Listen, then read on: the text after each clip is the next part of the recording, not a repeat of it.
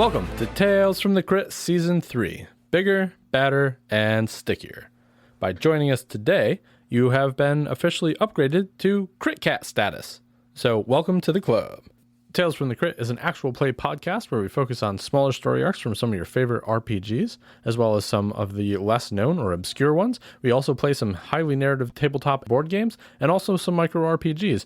All of those feature a revolving cast of players, so you're going to see a lot of variety there. And as always, I am your host and your crit keeper, Riley Groves. We're so glad to have you here with us today. Now let's get into the episode.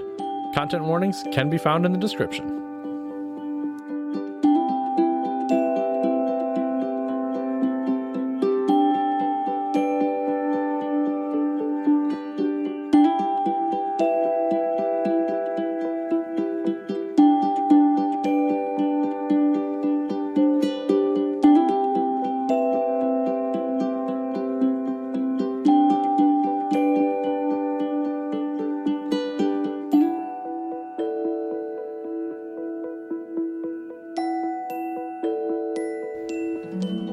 Welcome to a very special episode of Tales from the Crit. On today's episode, I'll be showcasing a game that will be appearing on our Tier 2 Patreon account and giving you a sneak peek at what that looks like. If you're wondering about our Patreon, that's set to launch in June, unlike originally planned in May. Time just has a funny way of getting away from us. At the table today, I have me, and that's it. Our Tier 2 Patreon is going to feature games that are played by smaller casts, either a single player or up to two. But today's game, I'm taking you on a journey with just me. I got a very special game to play today, one I have tried a few times to beat and have not been successful yet. So this may be the God Run. We'll see. And that game is Spire's End Hildegard. This is a game I kickstarted back in the day and have been very delightfully rewarded with such a special little game. It is a single player or a two player game. I've chosen to play it solo for this so you guys can get a better idea of what that second level of our Patreon is going to look like. This game is made by a company called Favreau, and you can find out more about it at spiresend.com. I think they have a sequel or another game along the same lines out. It also has a couple expansions, I believe, so very worth checking out. And the times that I have played it so far, it has been very fun. It's kept me coming back for more, and I'm going to come back again and again until I do eventually beat it. I don't think I've lost because this game is necessarily very hard, but it is a story-driven kind of choose-your-own-adventure card game. So it goes through 4 chapters. On today's episode, I'm going to take you through Chapter 1, and essentially you building your character, making choices, and driving that story further. So it's very fun. It's got a lot of replayability, and I may just make poor choices, or bold choices, if you will, which have gotten me into trouble in my previous playthroughs. But sometimes I just suck at rolling dice too. So there is a dice rolling mechanic in this game. It's got special dice where you're trying to get different combinations of bullseyes with those dice. Those dice are complicated by some extra shot dice, which have some positives and some negatives. I'm going to go through this a little bit more while I play the game so everybody can get an understanding of how you play the game. So we're going to be focusing a little bit more on that, as well as narrating what our choices are and what our thought processes are as we move through these games. So we're trying to create a little bit more of an intimate experience so you guys can get to know us a little better, get to know why we make certain choices along the way, and hopefully have a fun time listening to us play games by ourselves. Solo gaming is something that's near and dear to my heart. I really enjoy a solo adventure. It provides a very creative outlet for me, and I'm happy to share that with all of you. To complete the ambiance tonight, I have my favorite woodwick candle going, so if you hear some snaps, crackles, or pops from that, just know that it's just a candle. I left that in, and it's not just poor editing. So my room smells like a delightful humidor, because I am a fan of candles that smell like leather and cigars. There will be no pod deck interview deck question or any other questions to start this episode. Maybe we'll add something in for the Patreon later on. But without further ado, I'm going to get started. This game starts out with the choice of 3 different starting cards. I think I get my character card in a little bit. But I'm going to go ahead. I've got the 3 cards laid out in front of me. We're starting on chapter 1, obviously, called The Gray Oaks. And my first card, I'm going to select my middle card here. And it reads, For the Baroness. You wake up to the promise of adventure. A small package has been dropped at your doorstep. Your first delivery. It's a hastily wrapped box with instructions. It's to be delivered in pristine condition to the Baroness of Seacrest Cliffs. I'm going to gain 3 gold and 2 feats of marksmanship. So I'll do that first. I've got a neoprene mat and a dice tray set up here. So you're going to hear me when I roll my dice a little bit. But hopefully the sound's dampened quite a bit so that it doesn't get too annoying. Alright, I'm supposed to also pull cards 88, 89, and 90. Let's take a look at what those cards are. Number 88 is my character card, so I can finally see myself. I can add my 3 feats of marksmanship to my tracker here on the card. I'm going to throw my 2 gold up in the upper left-hand corner, and that's that. So we're going to move on to card number 88, Slingshot and Pebbles. This slingshot is your most treasured possession, and carved from the heart of a 1,000-year-old pine. With this slingshot, you can roll the black wild shot dice at the end of a set. Place in your inventory. I have done that, and let's see what the last card is, number 90. Mysterious Package. You pick up the package and turn it over. It's wrapped in paper with some light markings here and there. You don't recognize them. As much as you'd like to give it a shake, you don't. Well, not yet. Wonder if you will ever know its contents? For now, it will remain a mystery. Place in your inventory. So that's also going to go in my inventory next to my character card here. Awesome. Then I have a choice. I can either go to the merchant for card 8 or go to breakfast for card 2. I feel like I'm going to go to breakfast. There should be time to go to the merchant later, I think. All right. For breakfast. Before embarking into the wild, you decide a hearty breakfast at the Hungry Hog is in order. You haven't eaten since yesterday and your stomach is growling. Fairfully, the barkeep asks what you'll have. I have a choice of dried fruit and nuts, porridge and coffee, or bread and buttermilk. I'm a huge fan of breakfast. I don't think it should be taken lightly. The dried fruit and nuts is completely off the table. Porridge and coffee sounds really good, but so does bread and buttermilk. I'm gonna go... You know what? I'm gonna go against what I would do, which is bread and buttermilk, and I'm gonna go for the porridge and coffee and move to card 4. And reason being, Hildegard is a little bit more svelte than me and seems to be going on a delivery run of sorts. And so I don't want to get bogged down by just eating bread and buttermilk. So I'm going to go to card 4. Behind the curtain. You slurp up the last of your porridge, down the rest of your coffee, and pay up. Pay 1 gold for breakfast. So that leaves me with 2 now. You barely get out the door when a stout man with odd spectacles blocks your path. You're late. Get to the wagon. My 2 choices are to play along or, I'm not doing that.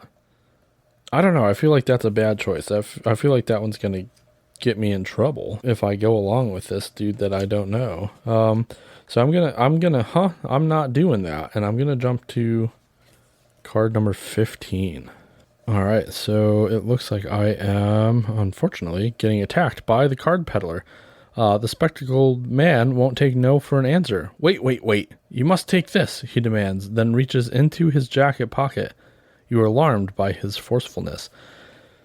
Alright, so it's my first combat already of the game. I have to get 1 bullseye total. My accuracy is 3. In this game, accuracy lets you know how many dice you can attempt to throw at once. And I only have a set of 1, which means I essentially only get 1 chance to roll these dice. Here we go. I, in fact, did succeed. I got 2 dots in a full circle. On this, I could create a bullseye with a dot and a circle. This game does have some really cool combat mechanics. After you throw the dice, you can finesse them. Oh, I gotta throw my special shot dice here before I get too ahead of myself. And I got a blank space. So nothing good, nothing bad.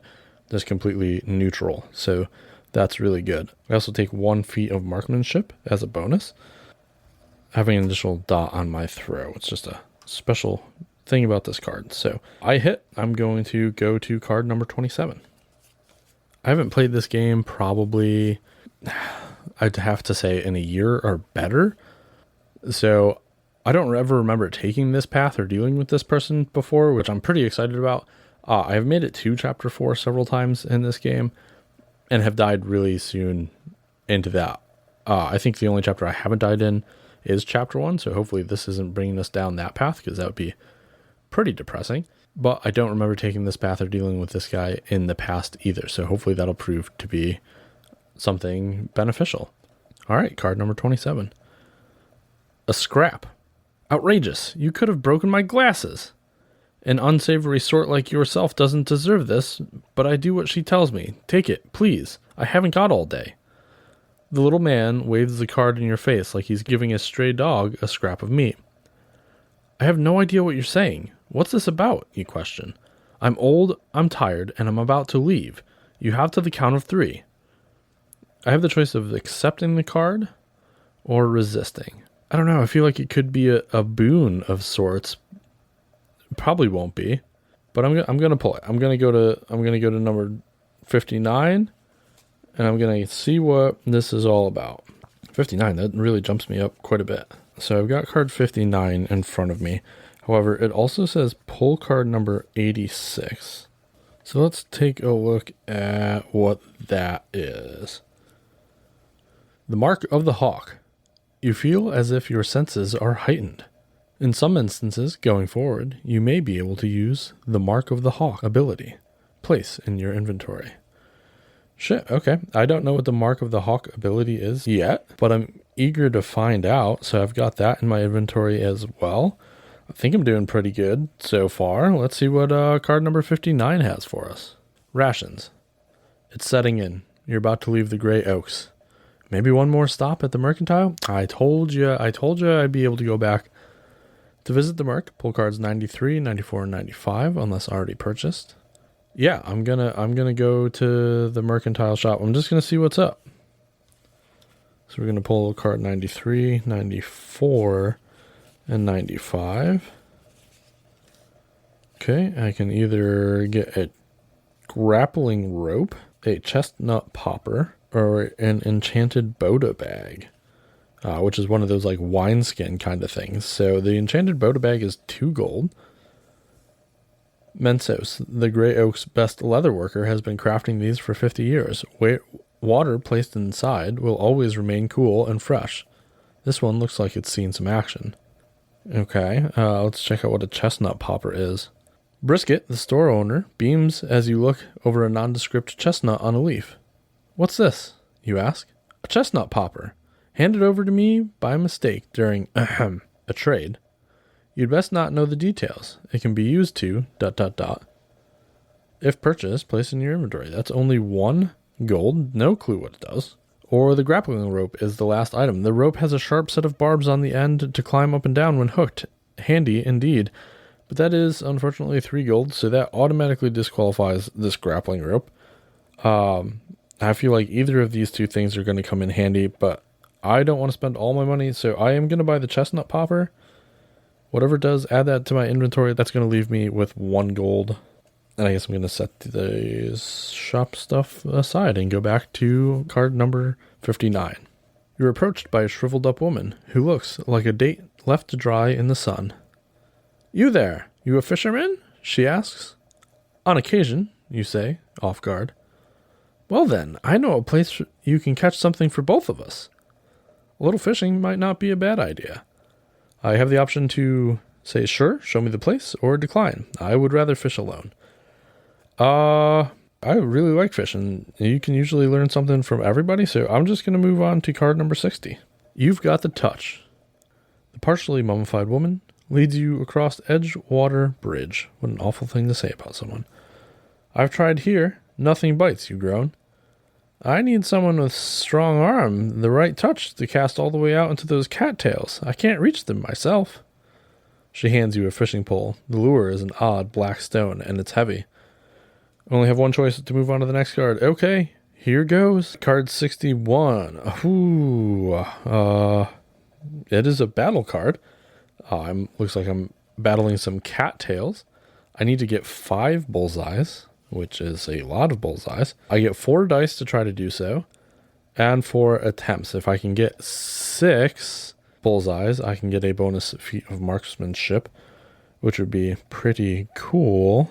But we'll see what happens first. We'll cross that bridge when we get to it. I do have 3 feats of marksmanship already, so I do have some positive effects I could take if I want to, but I might hold on to those. I think they're pretty important. So let's see what I can do here in the cattails.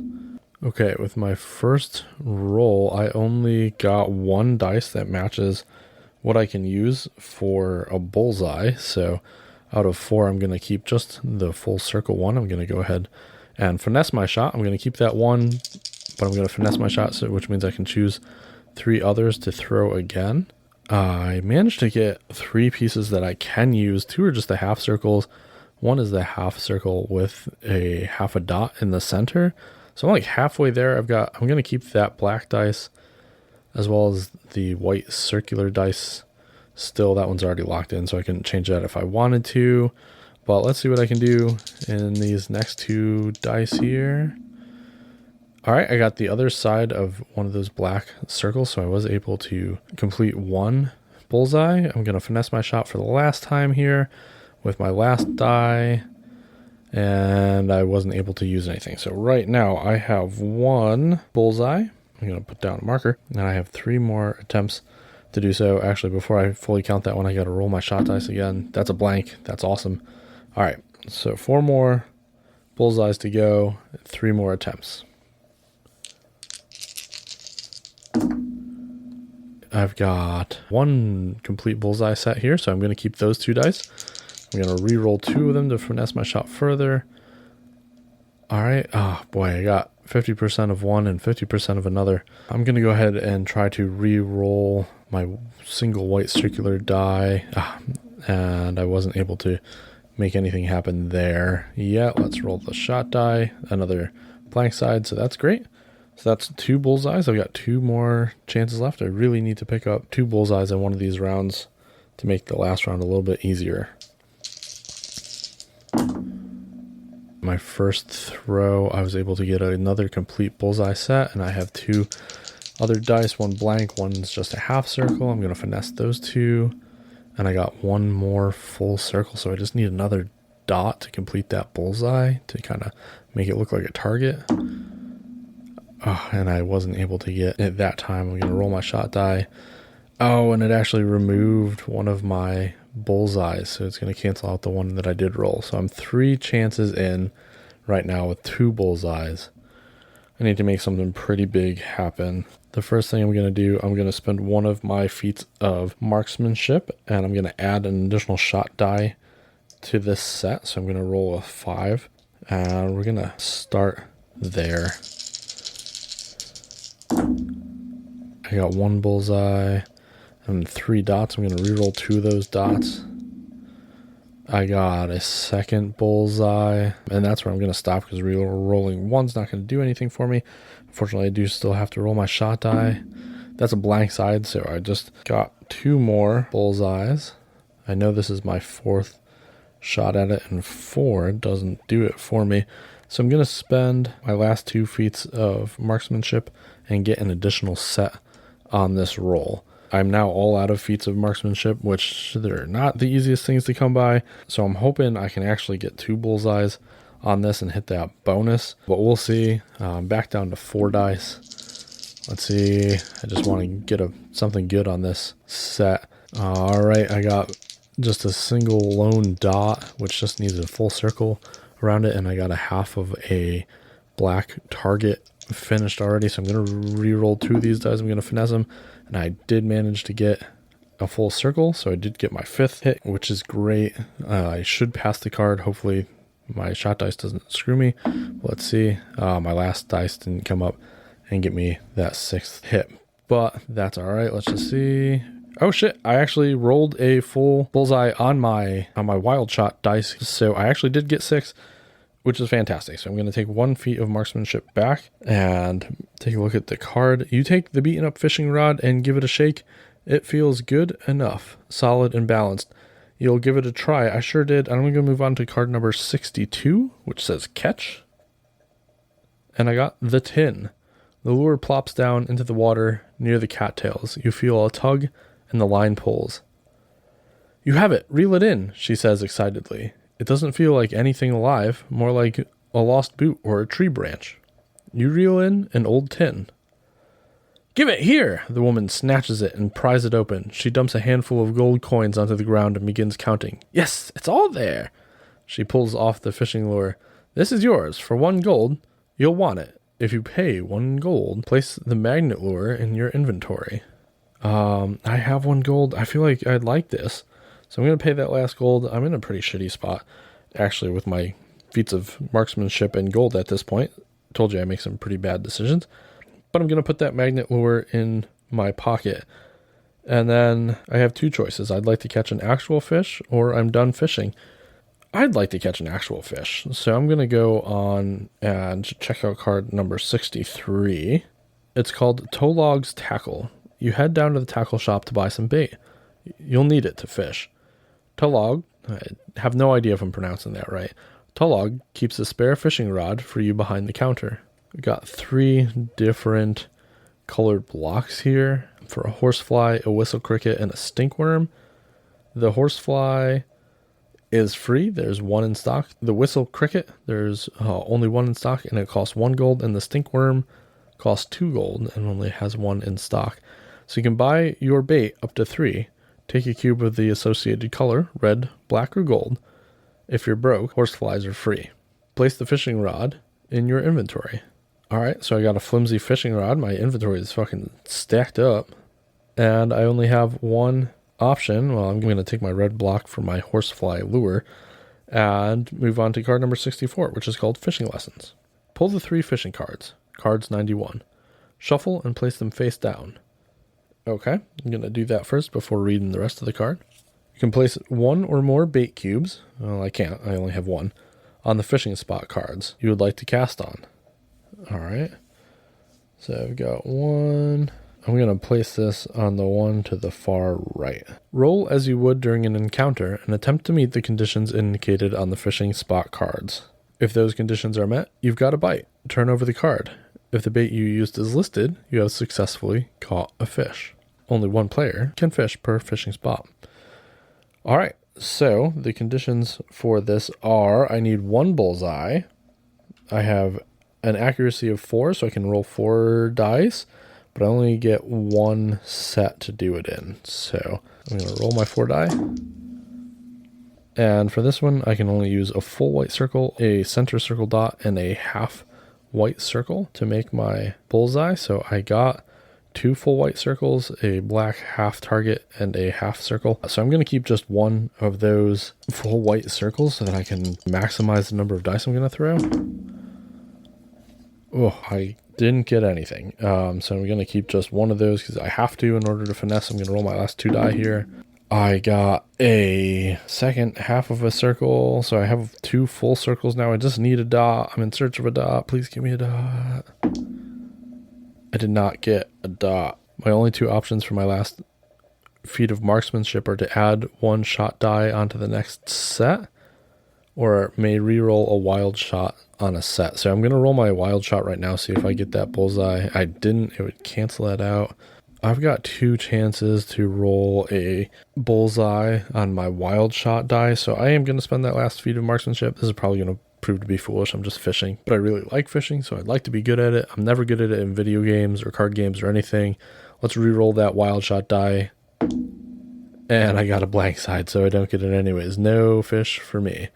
What a waste of supplies. I fish and then leave the gray oaks, so I got skunked, and I move on to card number 66. I'm at a crossroads. The road ahead forks into town. An old sign marks Hickory Hills to the right and Pointy Peaks to the left. Both will eventually lead you to Crow Falls, and from there to the coast, but you're not sure which to take. A crow lands on the right side of the sign. Maybe the crow knows the way. But then another lands on the left. Then another. They start to caw at you and ruffle their feathers furiously. These birds look angry. One of them leaps into the air and in your direction. The crows attack. Advance card number 67 and 68. So let's pull both of those and see what they look like. Oh, they have a bunch of just wild crows on one card and Hildegard on another. So it looks like I am battling, which might be a mini boss or something at this point. So in this, it is a much different type of battle than a regular battle. I have a card which has my character on it and a bunch of symbols that correspond with dice below. And then on the other card, I have the crows, which requires 7 bullseyes to defeat. There's a couple different combinations of dice I can use to do that, but I feel like I'm actually in like a pretty large battle right now. My accuracy is 4, so I can roll 4 dice. Their accuracy is 3, so it looks like they're going to roll against me and try to match the symbols on my card in order. So let's give it a try. I wish I didn't use all my feats of marksmanship before this, but hopefully I can win and get some cool stuff from that. All right, here it goes.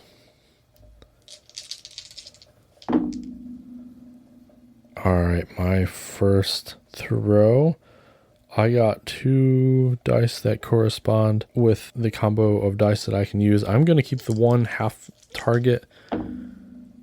I just got a second half target, so that's awesome. So that's 1 bullseye already. I believe this is just a fight to the death, which whoever wins first is the winner. There's no number of sets that this might take to do so. So I'm going to reroll 2 die after getting my first bullseye. All right, I'm going to call it right there. I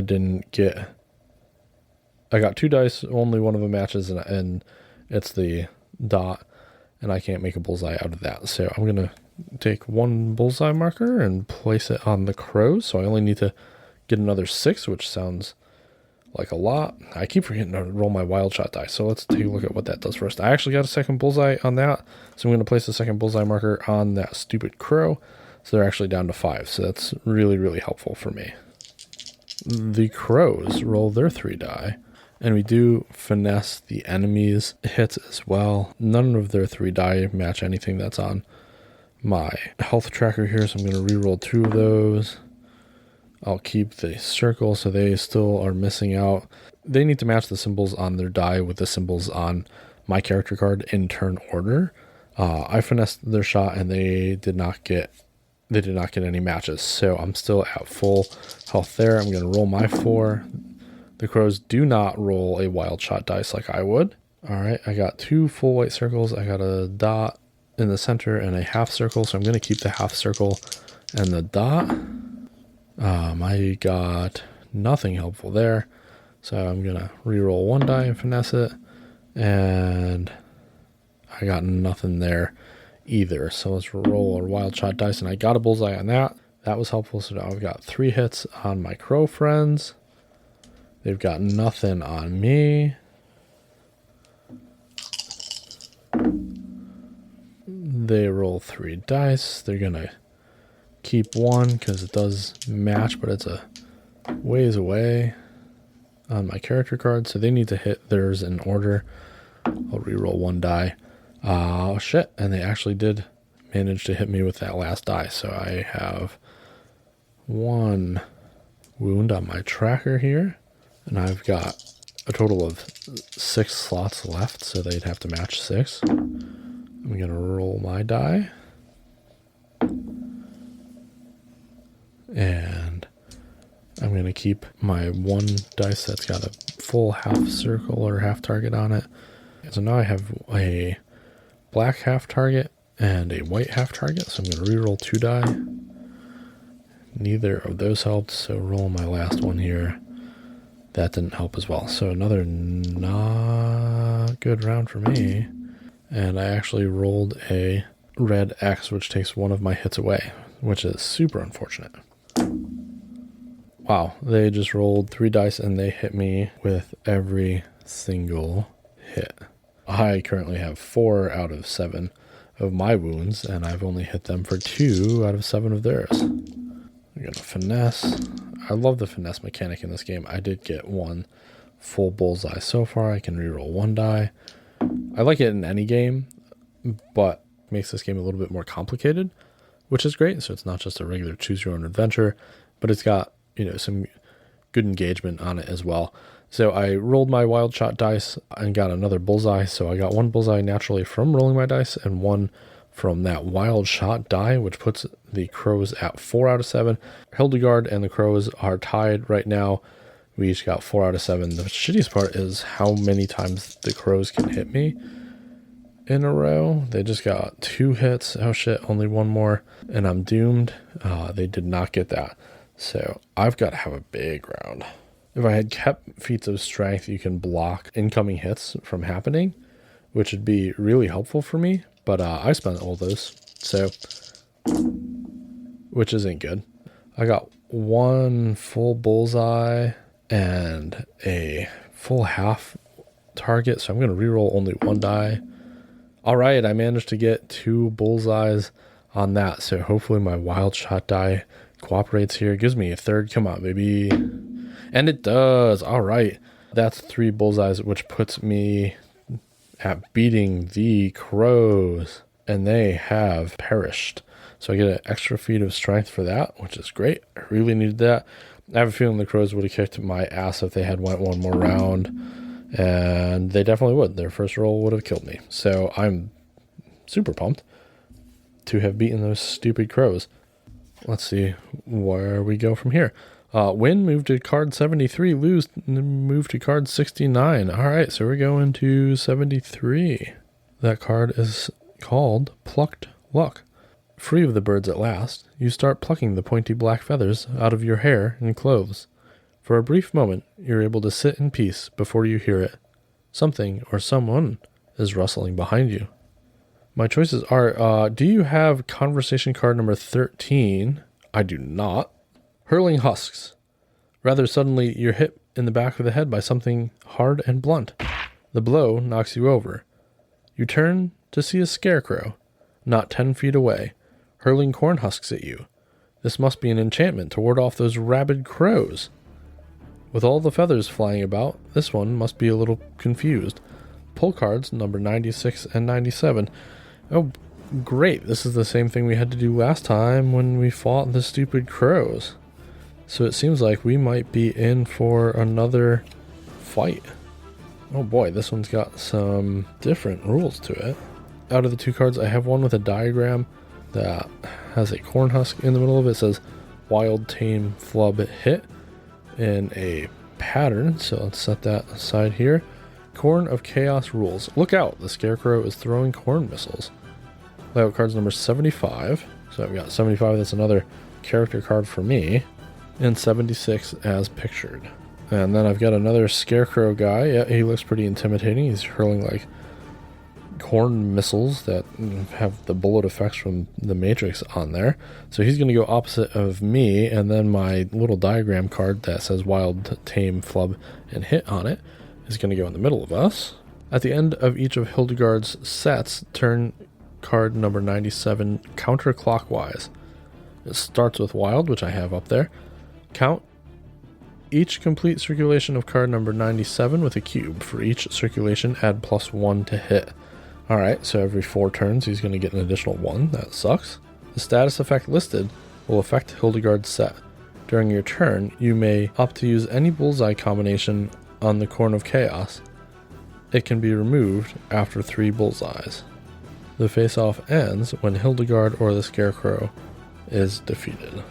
So if I hit the Corn of Chaos 3 times, then I can remove it completely. But that Scarecrow's got a health bar of 7, which matches those stupid crows. He also has an accuracy of 3. I have an accuracy of 4 again, and I have 7 health boxes myself. Let's see how we do here. Before we get started, though, I'm going to read a little bit about those 4 status effects. Flub, -1 shot die on the next set, so that really sucks. Tame, no wild shot on the next set. Graze, no finesse on the next set. That one's going to really suck. And hit on face off. Hildegard's hit meter. So on hit, I take an extra one. So there's only tame, flub, hit, and wild. Oh, and wild is a positive for me, where I may reroll a wild shot on a set. So that could be a positive, that could be a negative. Very cool. I have 1 feat of marksmanship left. I feel like I'm gonna save it for as long as I can. I may use it to block an attack if I'm getting close to getting beat, but I'm gonna hold out for a little bit. So wild's on top, so at the end of my attack, I'm gonna take a second wild shot, which is great. I'm gonna start out with 4 die, so here I go. It said I may use any combination to hit the wild card or the status effect card. Did not say the same about the scarecrow, so I have to match some symbols on there. I have one that matches. It's a half target, so I'm gonna roll my set. I'm gonna finesse that actually. I got just 1 helpful die there, so I'm gonna reroll 2. I got no helpful die there, so I'm gonna reroll 1, and I completely missed. 0 bullseyes for me on that. Rolling 2 wild shots. That's 1 bullseye, so that's awesome. I was incorrect. I'm not going to roll a second shot die. I'm going to re-roll a wild shot die. So I got 1 bullseye on the scarecrow. He's got an accuracy of 3, so let's see. He matched 2 down the line, but I still need to see if... Oh, he clobbered me with all 3. So that's a bad start for me. We're going to turn that card counterclockwise, so he automatically gets a hit on me. That's terrible. I've got 3. I'm on my last throw here. I finessed my way to 1 hit. Let's confirm that with our wild shot die. We got a blank. So Scarecrow is currently winning 3 hits to 2. Both of us out of 7. And he actually does another hit to me because of the Corn of Chaos, which gets spun around to the flub side. I only have 3 dice this turn. I got 2 possible hit combinations, and I managed to get a hit on one of those. So let's see if I can manage a second hit with my wild shot die. I do not. I get a blank, so that's 3 for me, 4 for the Scarecrow on me. I'm going to use my last feat of marksmanship and block one of my tiles so that he can't just one-shot me, because we have a ways to go with this bad man Majamba. So he managed to match the first one. Oh yeah, good thing I did that. I managed to block 1 spot. He did hit me though for the first one, so he's up. I've only got 2 HP left to his 4, and we're at the tame section of the card of chaos, which means I cannot finesse in the shot. Let's just hope I get I got 1 bullseye, which is awesome. I'm gonna roll my wild die. It's a blank side, so I throw a 4th one up there. Oh boy, I really hope that the Scarecrow does not take me out on these hits. So far no matches. Alright, I survived another round against the Scarecrow. And we're back to the wild side. I really hope I can take him out right here would be helpful.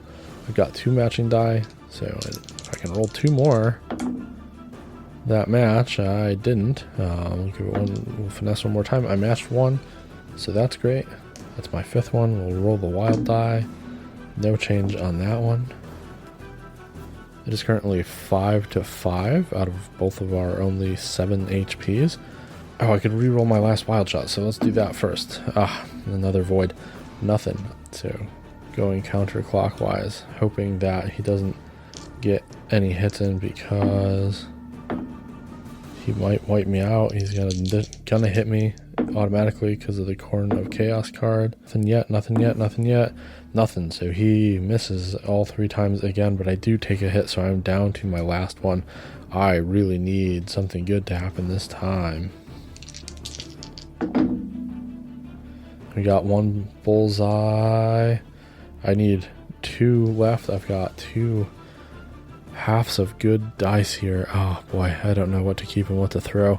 I'm gonna keep, I guess, the other half of the bullseye And I managed to get the last half of the bullseye that I needed, so I take 2 more bullseyes and I put them on the Scarecrow, hitting him for 7. As long as my wild shot die doesn't screw me here, it actually gives me another bullseye, so that's awesome. Getting an 8th one doesn't do anything for me, but on a win, I actually get 5 feats of strength back, which is tremendous because I have none.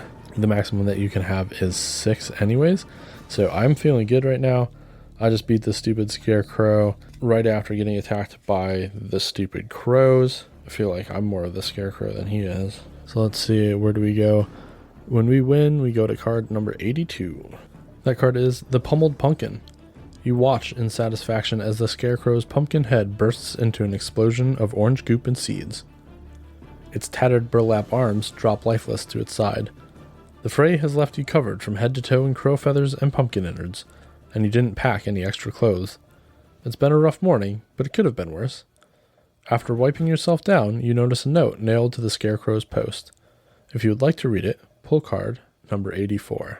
I feel like I shouldn't, just because like I said, I make a lot of bad decisions, and I've made a ton of them so far. We just barely made it out of some of those fights, although we did have to fight both the mini boss of the crows and the boss right after that. I felt like I was in a FromSoft game with how cruel that was. But I think I'm going to read the card on the Scarecrow anyways. Maybe it'll give us something good. Vogg's Gift. To whoever is lucky enough to read this, it's unfortunate for me, but fortunate for you, that I have stumbled into incurable misfortune. During my pursuits here in the hills, I contracted crow fever. Due to this, and my lack of lineage, I leave my most precious family heirloom to you. On the path through the pointy peaks, you'll come across the Oak of Elders. I've hung it there. Please be respectful to the others that rest. A warning. Keep away from the crows. My enchantments haven't worked. They're poisoned and will give you the fever as they did me. It takes hold of your mind and drives you mad. Sincerely, Vogg. Place Vogg's will in your inventory. Will do. Alright, and then my options after that on the Pummeled Pumpkin card are head to Hickory Hills or the Pointy Peaks. Well, this dude just gave me his will, which is at the Pointy Peaks, so I would feel pretty discouraged if I didn't go that way. I feel like the game wants me to go that way. I feel like it sounds more dangerous than Hickory Hills. Hickory Hills sounds like a nice place to get some smoked sausages. But I'm going to go with the Pointy Peaks. I'm going to see Vogg's Gift through here. I hope what he said about the crows isn't real. I hope I don't get sick or something further down the road. But we'll cross that bridge when we get to it. So I'm going to head to card number 104, which brings us into chapter 2, actually. So we'll head a little bit further and see what the Pointy Peaks has in store for us. Jingle bells. The trail follows a creek up into the mountains. From here, you can see the break line. A fresh coat of snow speckles the Pointy Peaks. It's a magnificent sight. You hear ringing. A seasoned gentleman with bells tied onto him from head to toe is coming your way. With way too much enthusiasm, he scurries toward you, arms raised. Oh my God, I've got just the thing for you. Pull card 196. 196 is far back there. Hope it doesn't have us skip the whole chapter. Wild game. While you're out in the wilderness, it pays to keep your eyes open for wild game. Pull and shuffle cards 197, there are 4 of them, and place them in a separate stack face down. That seems like a little bit of an odd card to get from this guy in Jingle Bells. But I do enjoy me a good hunt as well. Okay, I've placed them in a separate stack face down. Let's continue the card. This is the Wild Game deck. Pull a card from this deck whenever you encounter the symbol above. The Wild Game deck is only used in Chapter 2. Good luck and happy hunting. Alright, so it looks like we can do some hunting. Going back to the Jingle Bells card, it does have a wildlife symbol on it, a wild game symbol. So I'm going to flip that over, actually, because we did encounter it, and I came across a nasty-ass field rat who looks like he is attacking me. So I'm going to battle. I'm going to gear up here to battle once again. I have an accuracy of 3 sets number 2. I need to get 2 bullseyes. 3 gets me a bonus. I do match 1 full bullseye. No sense in rerolling that 3rd die. My wild shot die doesn't do anything negative for me. So I hit that rat for 1 bullseye so far. See if I can get a second one here. I got a dot. I'm going to reroll 2 other die. Ooh, neither of them are any good. I'm going to reroll this 3rd die and see if I can get... I did not get what I needed on that. Let's see. I actually remove a die. But I'm going to use 2 feats of marksmanship and just buy my last hit there and beat this rat. So I'm going to add this field rat pelt to my inventory. My inventory is stacked at the moment. Going back to the Jingle Bells card now, looking at my options, I can either, I have a touch of leprosy, be gone, or let me guess, a bell. The first one's icky, so I'm going to say let me guess, a bell. I'm going to move to card 110. Card says, bells and whistles. The man pulls an old bell off his beard, gives it a quick rattle, then hands it to you. This will scare off local predators. Wear it on your belt. Let it do the work. That'll be 2 gold. Now wait a minute. I have something far better than a lousy bell, says another voice. A woman walks up behind the man. Don't listen to this fool. He's been out in the woods too long. I have a whistle, see? She holds up a small curved bone. Blow this when danger's near. 3 gold, please. I unfortunately have no gold to pay anybody, so that only leaves me with 2 options. Decline and head towards the stream, or decline and head up the trail instead.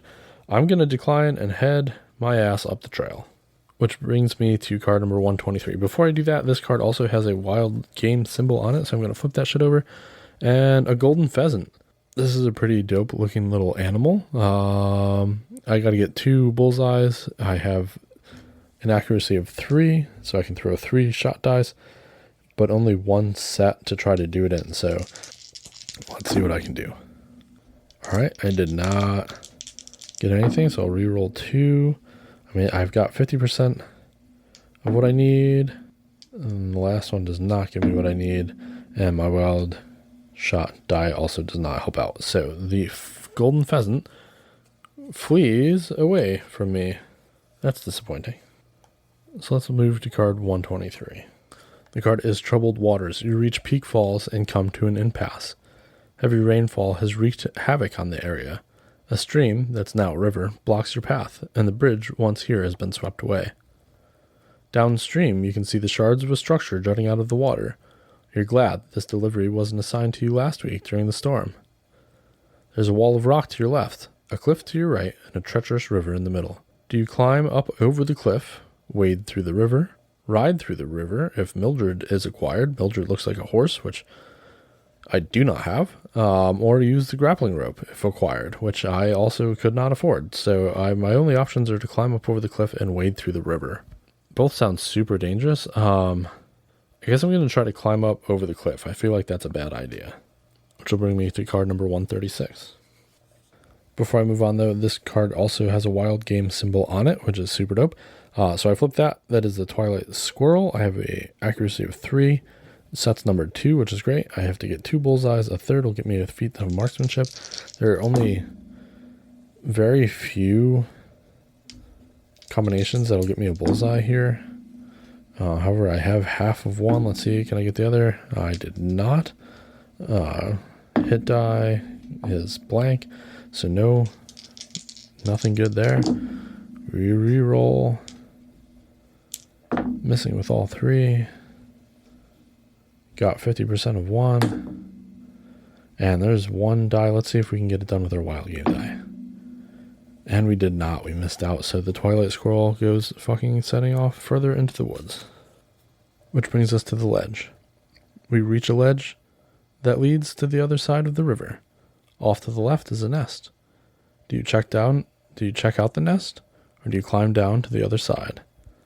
If you have Mildred the Mule, discard her now. She is unable to climb the cliff and must be left behind. Glad I don't have to leave Mildred behind. I'm just going to climb over the other side. I don't feel like getting into a griffin's nest or some shit's going to be great. So I'm going to head to card number 150. I made it to the campgrounds. It asks if I used the grappling rope. I did not. And I do not have to discard Mildred the Mule either because I don't have her. With the river at your back, you continue to climb until your legs give out. Time to rest. To the left is an open meadow, edged with wild berry bushes. On your right, there are signs of game.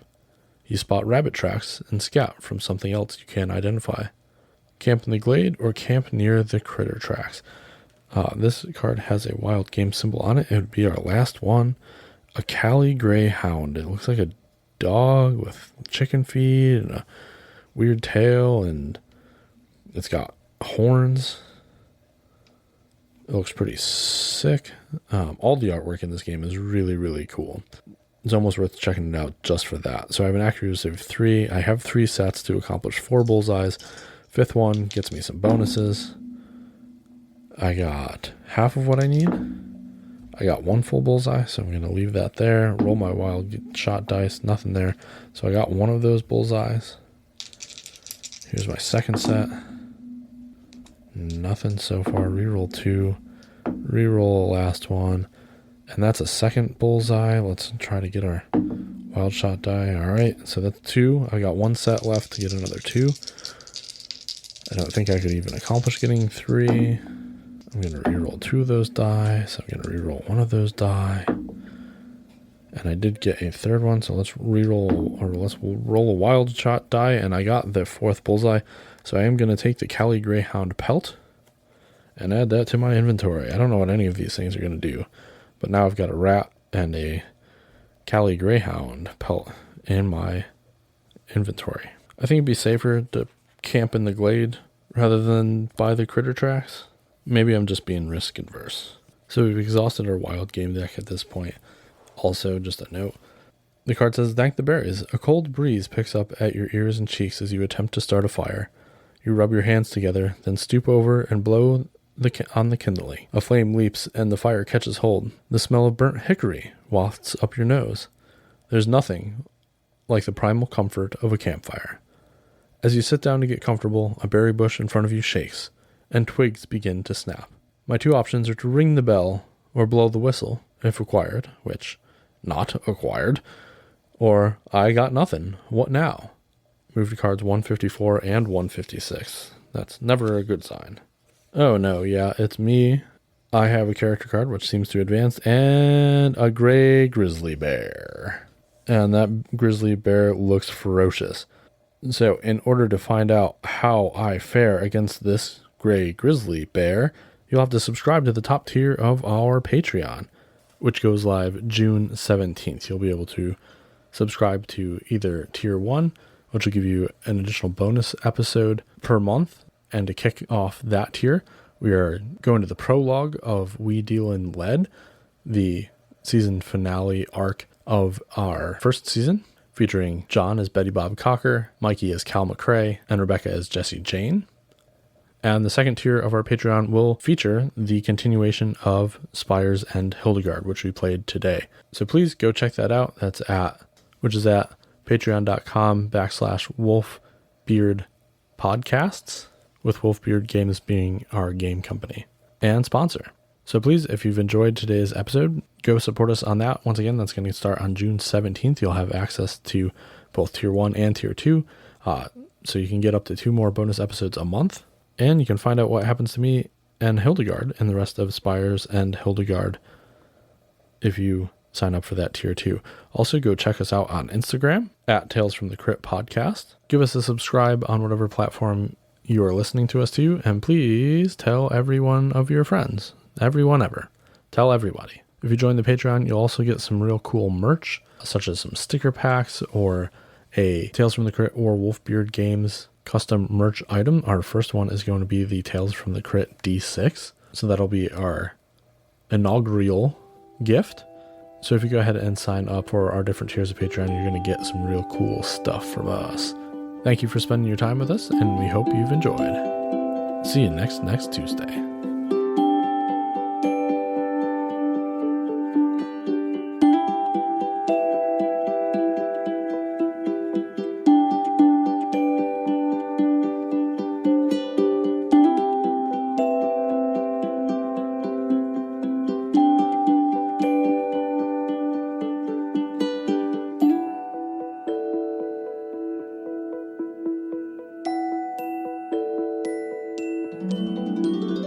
That's it for today's episode. We hope you've enjoyed listening as much as we've enjoyed playing. If you have, go run and tell all your friends so that we can turn as many people into Crit Cats as possible. Tales from the Crit is a Wolfbeard Games audio podcast, and if you like us, please subscribe and leave a review wherever you get your podcasts, and head on over to our Instagram page and our YouTube channel. Both of those are at Tales from the Crit Podcast. All right, bye-bye.